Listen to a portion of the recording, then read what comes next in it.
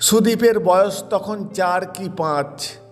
শীতের সন্ধ্যায় হ্যারিকেনের ক্ষীণ আলোয় মায়ের কাছে বসে আছে সে। স্লেটের উপর চক্করির টুকটাক শব্দ হচ্ছে।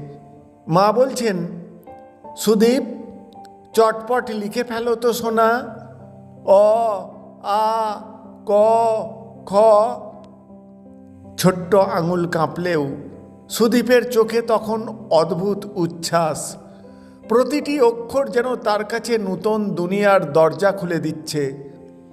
পাশে রাখা ছোট্ট লাল বই বর্ণপরিচয় তার জীবনের প্রথম সঙ্গী, প্রথম পাঠশালা। মা, এই লোকটা কে?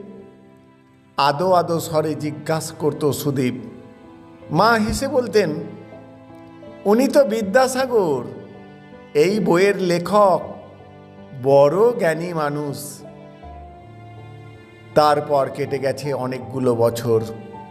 মা আর নেই। বর্তমানে সুদীপ এখন এক প্রাথমিক বিদ্যালয়ের ভারপ্রাপ্ত প্রধান শিক্ষক। আজ বিদ্যালয়ে বিদ্যাসাগর মহাশয়ের জন্মদিনে শ্রদ্ধা জ্ঞাপনের সময় আচমকাই তার চোখ দুখানি ভিজে উঠল। স্মৃতির মানসপটে ভেসে উঠল মায়ের কণ্ঠ, হ্যারিকেনের আলো, প্রথম অক্ষরের টান, আর মায়ের সেই কথা। খাটোকরণের মানুষটি শুধু বর্ণের বন্ধু নন, সমাজের আলোকবর্তিকাও ছিলেন।